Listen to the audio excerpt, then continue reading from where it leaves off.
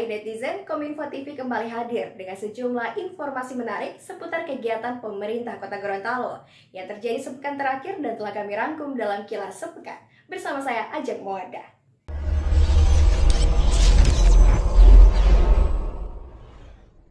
Netizen, akibat adanya COVID-19, semua kelurahan tidak menerima lagi dana kelurahan di tahun 2021 ini.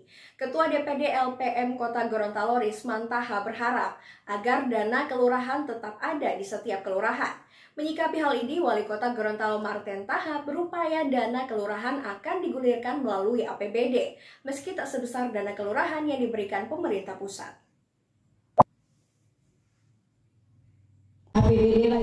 Musyawarah Perencanaan Pembangunan Musrenbang di Kecamatan Kota Timur dilaksanakan pada tanggal 24 Februari. Dana kelurahan mencuat pada musrenbang ini. Ketua DPD LPM Kota Gorontalo Risman Taha meminta agar dana kelurahan tetap ada di setiap kelurahan. Wali Kota Gorontalo Marten Taha secara simultan mendampingi proses musrenbang ini. Menurut Marten Taha, pihaknya akan merelokasi anggaran 5 miliar untuk 50 kelurahannya. Walaupun sudah tidak ada dana alokasi umum tambahan dari pusat, mereka tahu bahwa ini adalah dana alokasi umum tambahan dari pusat 2019-2020 dan 2021 ini sudah tidak ada, tetapi teman-teman menyampaikan masih melaksanakan dana silpa 2019-2020. Tapi kami berharap insya Allah 2022 ini menjadi prioritas bahwa untuk kelurahan-kelurahan minimal diberikan dana seperti itu yang 100 juta per kelurahan. Ini sangat membantu kelurahan, sangat membantu juga teman-teman LPM dan menuntaskan kegiatan-kegiatan kemasyarakatan yang anggarannya kecil yang tidak mungkin dilaksanakan oleh Dinas PU Kota Gorontalo, sehingga dilaksanakan oleh Pokmas kelurahan. Dan memang di dalam pembangunan kita harus mengikut sertakan masyarakat kelurahan, karena untuk merubah ke arah yang lebih baik harus mengikut sertakan masyarakat yang ada di sekitar. Tetapi banyak aspirasi yang muncul dari masyarakat, dari LPM kelurahan, kecamatan, LPM kota, bahwa kalau boleh dana kelurahan ini bisa juga digelontorkan di tahun 2021, 2022 dan seterusnya. Nah, oleh karena itu kami sudah melakukan kajian pembahasan. Saya minta kepada Ketua TAPD, Tim Anggaran Pemerintah Kota Gorontalo Ahmad Sekda bersama seluruh jajaran OPD yang ada dan koordinasi dengan DPRD untuk tahun 2000, kalau tahun 2022 sudah bisa dipastikan ada. Itu bahwa dana kelurahan itu dalam APBD 2022 saya bisa pastikan yang kelurahan dari APBD Kota Gorontalo untuk kota dari Kota Gorontalo, walaupun tidak ada dari pusat tapi tetap di Kota Gorontalo ada. Itu yang tadi diminta 100 juta rupiah setiap kelurahan. Tapi kami berjuang melalui institusi yang ada di tingkat nasional untuk bisa, dan Presiden juga sudah memberikan green light terhadap usulan dari pemerintah kota seluruh Indonesia untuk bisa dikembalikan lagi, bahkan ditambah minimal 500 juta setiap kelurahan untuk tahun 2022 nanti. Nah, kalaupun itu tidak ada, tapi di Kota Gorontalo di dalam APBD nanti saya akan masukkan untuk masing-masing kelurahan. Nah, untuk 2021 ini saya juga sudah minta, mumpung sekarang ada instruksi Mendagri tentang refocusing dan realokasi, saya minta untuk direalokasi sebesar 5 miliar untuk 50 kelurahan, masing-masing 100 juta untuk setiap kelurahan tahun 2021 ini. Netizen, Wali Kota Gorontalo Marten Taha mencanangkan Kampung Tangguh Motilango di wilayah Kecamatan Dungingi pada 26 Februari. Wali Kota mengatakan semua pihak harus berkomitmen bersama untuk memerangi penyebaran COVID-19 ini.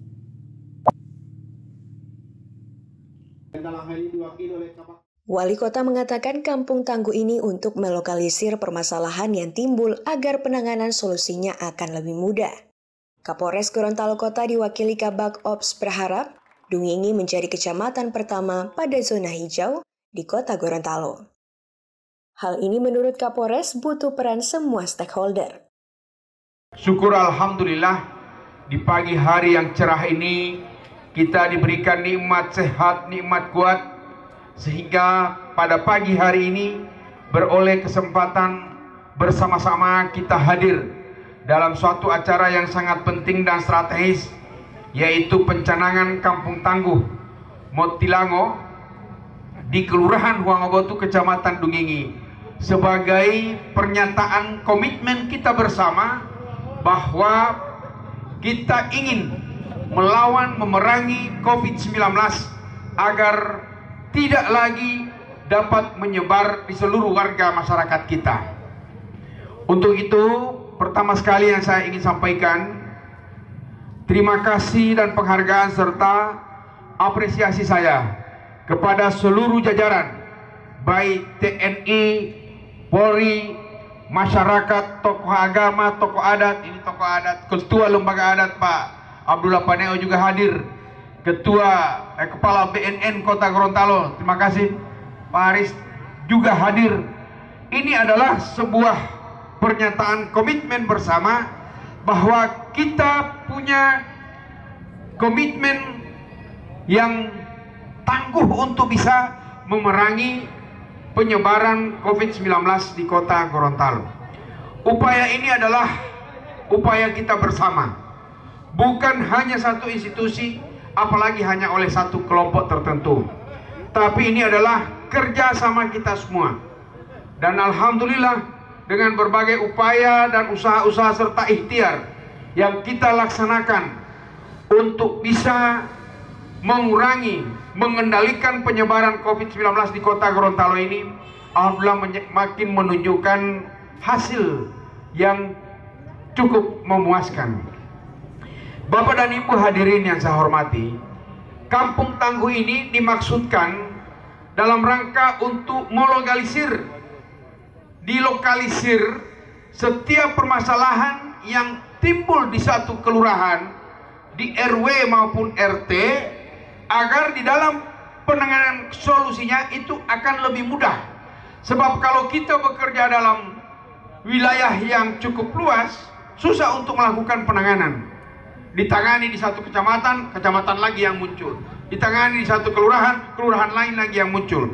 Maka oleh karena itu, apa yang disebut oleh Bapak Presiden sebagai pembatasan kegiatan masyarakat secara mikro, itu ditujukan agar di masing-masing RT RW yang merupakan lingkungan terkecil di dalam struktur pemerintahan itu dapat ditangani dengan tuntas. Ini dari zona orange menjadi zona kuning. Hanya tinggal 3. Hidup Dungingi. Mantap. Dari hampir 20 sekarang tinggal 3. Dan itu pun tersebar di 3 kelurahan saja. 2 kelurahan sudah dinyatakan hijau sampai saat ini. Pertahankan. Kami harap bisa dipertahankan atau bisa diturunkan lagi menjadi hijau semuanya untuk Dungingi. Siap Dungingi ya? Siap. Mudah-mudahan insya Allah Kecamatan Dungingi bisa menjadi kecamatan pertama. Saya ulangi, bisa menjadi kecamatan pertama di Kota Gorontalo yang menjadi zona hijau. Amin. Amin. Tentunya itu tidak bisa hanya dilakukan oleh 1-2 orang atau 3 orang saja. Semuanya berperan. Semuanya mesti berperan dalam menurunkan zona atau angka penyebaran COVID di wilayah Kecamatan Dungingi. Tentunya di sini peran dari pemerintah, polisi, TNI, dan rekan-rekan dari masyarakat sangat kita harapkan kerjasamanya.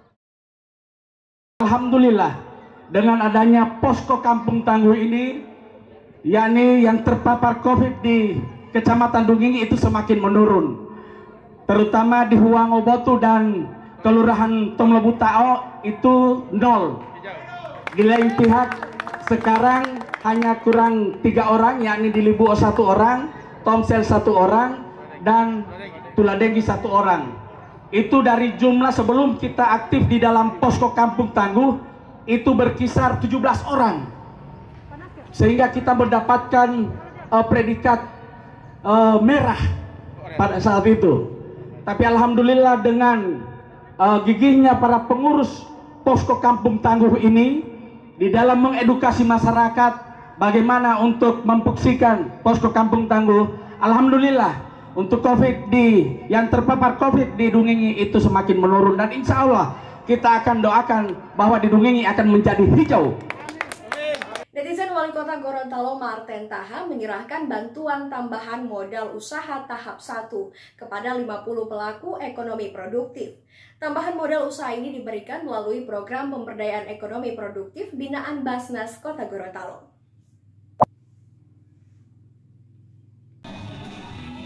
Lima pelaku usaha ekonomi produktif di 5 kelurahan menerima bantuan usaha tahap 1 di Aula Kantor Wali Kota Gorontalo pada 24 Februari. Wali Kota Gorontalo Marten Taha mengatakan, bantuan usaha ini untuk menggairahkan kembali pertumbuhan ekonomi masyarakat di tengah pandemi ini. 34 jenis barang yang diberikan oleh Basnas untuk menambah modal usaha Bapak dan Ibu sekalian. Ini sengaja kita ambil dia dalam bentuk uang, karena bentuk uang dikhawatirkan akan mengalir ke bursa, setoran beto atau apa. Oleh karena itu diberikan dalam bentuk barang sehingga isi warung itu benar-benar bisa bertambah dan barangnya ada.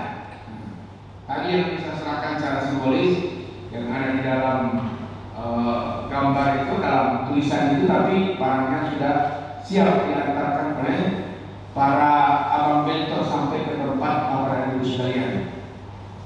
Artinya mulai dari sini diterima sampai pada saat diterima di rumah atau di warung masing-masing itu tidak memerlukan lagi biaya pengangkutan karena sudah ditanggung juga oleh Basnas.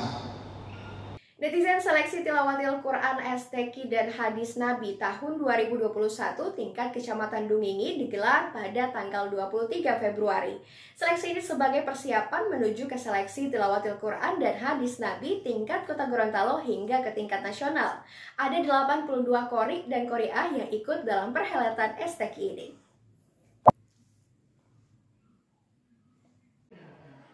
Seleksi tilawatil Quran di Kecamatan Dungingi diikuti 82 peserta qori dan qoriah. Cabang yang dilombakan yakni cabang tilawatil Al-Quran kategori anak dan dewasa, cabang hifzul Quran dan tilawah, golongan 5 juz, golongan 10 juz, golongan 20 juz, dan golongan 30 juz. Cabang tafsir Quran golongan bahasa Arab hafalan 30 juz. Cabang musabaqah hadis Nabi golongan hafalan 100 hadis, dan golongan hafalan 500 hadis. Sekretaris Kecamatan Dungingi Ramli Agustiawan Taliki mengatakan, Al-Quran merupakan cahaya atau mukjizat bagi kaum muslimin. Oleh karenanya Ramli mengajak kepada semua umat muslim untuk menyiarkan agama melalui Al-Quran. Kegiatan ini merupakan ajang untuk pengembangan bakat bagi anak-anak kita sekalian, di samping juga sebagai siar agama bagi kita semua, yang mana bahwa khususnya kepada para peserta atau anak-anak sekalian, tidak semua orang bisa tampil di mimbar tilawah ini. Tidak semua orang bisa tampil, tapi alhamdulillah anak-anak sekalian, rekan-rekan kami ini yang ada di depan kami merupakan anak-anak pilihan, dan tentu saja ini kami harapkan bisa menjadikan motivasi bagi anak-anak kita yang ada di Kecamatan Dungingi untuk bagaimana mensiarkan agama ini lewat Al-Quran. Sahabat netizen, itulah rangkaian Kilas Sepekan Kominfo TV. Saya Jamuada pamit undur diri. Assalamualaikum warahmatullahi wabarakatuh dan sampai jumpa.